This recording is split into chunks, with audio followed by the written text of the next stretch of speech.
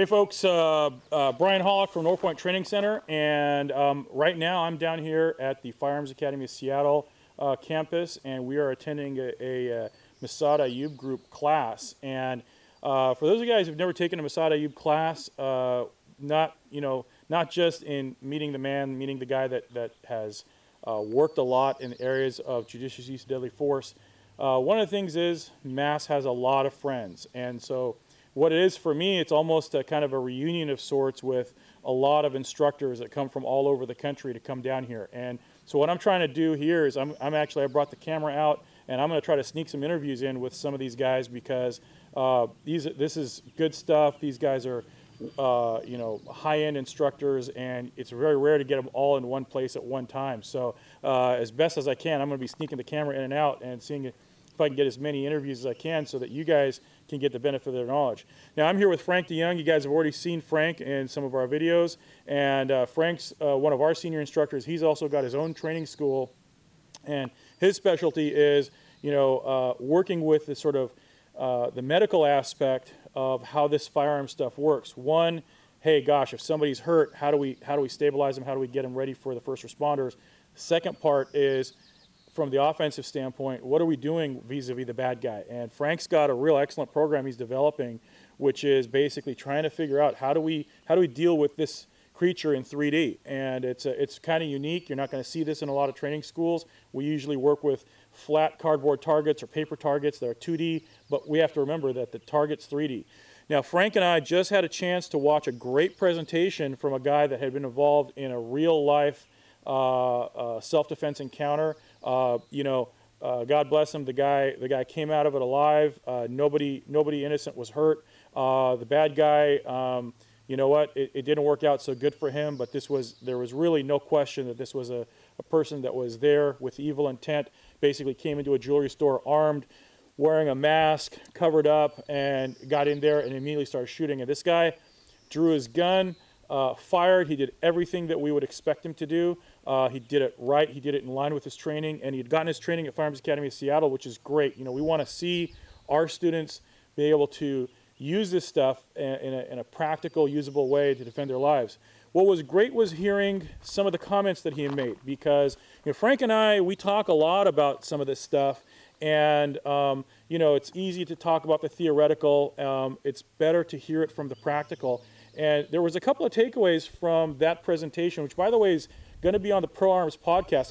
You're going to get a link on the screen to the Pro Arms podcast. You could listen to the entire presentation that gentleman made. I'll tell you what, it's well worth your time. I found it to be a very, very good presentation, a good explanation. You're not going to be able to see the videos that he put up, the security camera footage, which is frankly very dramatic. But to hear the man tell the story, I think it's very valuable.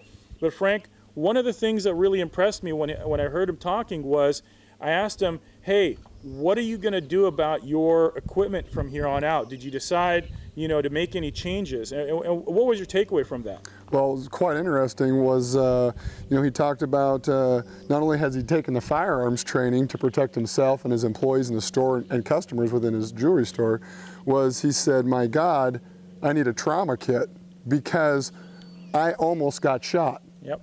And first responders are not going to be able to come in right away until law enforcement secures the scene. So there's going to be a period of time that you can have a life-threatening injury that can be dealt with by the lay person who gets a little bit of training and learns to recognize and have the tools to do those things. And he said that's his next thing on his bucket list to have is a trauma kit just for that, for himself and or someone in the store.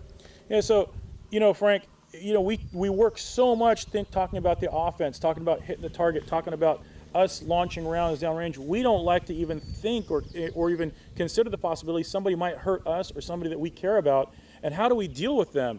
And here's a guy who survived the encounter. He shot a few shots, he hit the bad guy gets off a few rounds.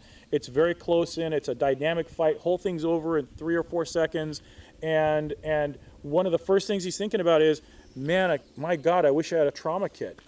And now you're doing these courses all over the country, and are you finding that people are starting to realize, hey, I need this kind of training. This is just as valuable as me being able to get my gun out of my holster on time. Well, absolutely, because we take a look at not only is it for, geez, if something happened to me with another firearm, we have the Boston bombing. Sure. Right? People want to have maybe a trauma kit and know how to use it with them. And so it's not just a firearms related incident, but we carry a firearm. Why? It's a worst case scenario thing. It's a rescue tool for the worst case scenario. And people are understanding now that a trauma kit is a rescue tool for a worst case scenario. I've been shot. And if you carry a firearm thinking you might have to use it, you got to remember there's probably going to be bullets coming back. Right. Okay, and there's one of them that could have quite possibly your name written on it. Right. And so it's prudent to have a trauma kit as well as a firearm. And let's face it, folks, how many of us carry guns for the very, very slim scenario that we might have to use it? But Frank, trauma kit has so much more applicability to an emergency situation, doesn't it? I mean, we're much more likely to have to use a trauma kit than we are to use a gun. I haven't actually ran the numbers on that, but that kind of brought something up.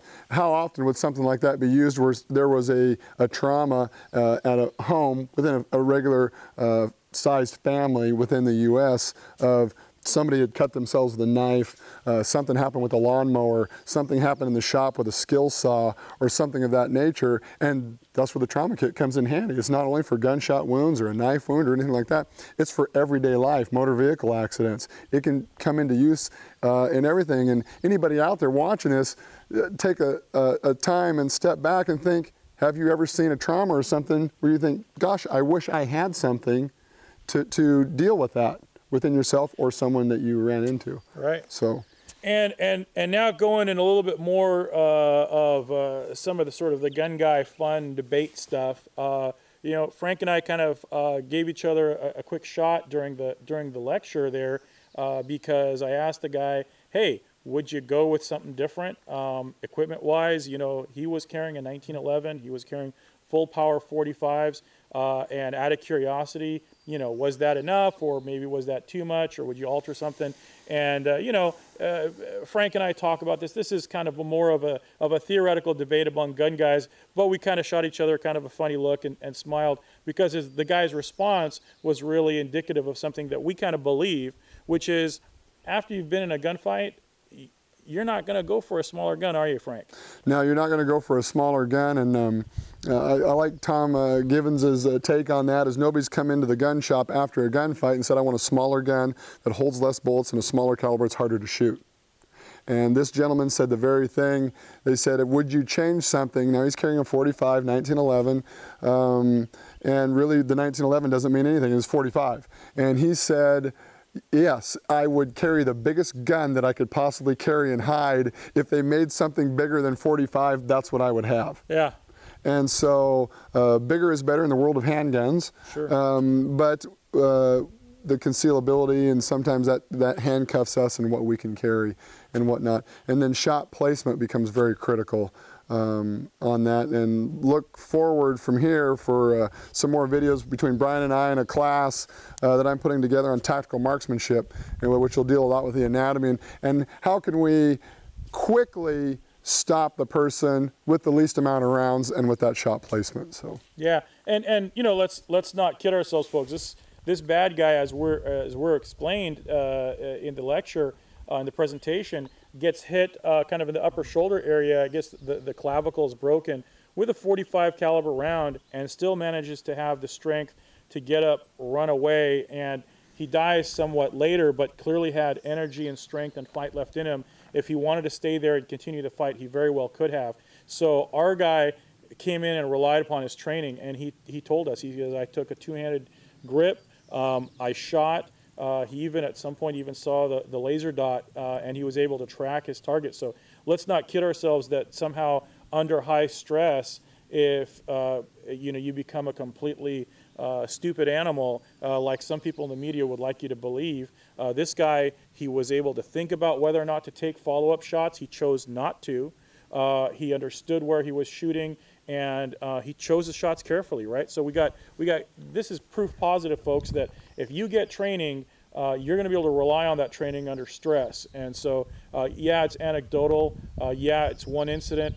But the fact of the matter is there's a lot of folks out there that would have you believe you don't need training because really under stress you become a kind of a stupid creature. And that really wasn't the case, was it, Frank? No, his training absolutely kicked in. The threat was identified when he came in, and the guy already had the firearm out, pointing it at a gal that actually was holding the door open. Right. And when he's seen that in the video, fortunately we got to see that, you know, he was very, if you looked in the video, his focus was so focused on that guy, his head, and he drew and fired. He did fire a second shot that went high as he was going down to seek cover. He hit the gentleman a split second before he fired, and that gentleman's shot went low right. Right. And so, and the gentleman only got one shot off. The thing is though, if the man was a very determined attacker and wanted to stay and fight, he didn't die till an hour and a half later. Right. Okay, so if he wanted to stay and fight and he was shooting a 40 cal, standard capacity, probably 15, 16 rounds, and he could have easily emptied that in the store. Sure. In a full-blown gunfight. Yeah, so, you know, our good guy, guys, in this case, he was super lucky. I highly encourage you to listen to the podcast. And well-trained. And well-trained. And you know what? Hey, he talked about it. You know, skill favors the prepared, and he was prepared. He had gotten training. He practiced. And, you know, he didn't practice to an obscene degree. He said maybe shoots 500 or 600 rounds a year. You know, so maybe 50 rounds a month. Maybe he takes a trip to the range maybe once a month or so. Takes one class a year or so. That's not a huge commitment on your part. That frankly saved his life. And, absolutely. And so, you know, it was an excellent presentation. We have the link there on the screen. Please go and listen to it. Frank, I appreciate you talking with us today. You betcha. Thank you. I also want to thank you. Frank's running a line of nearly 40 students.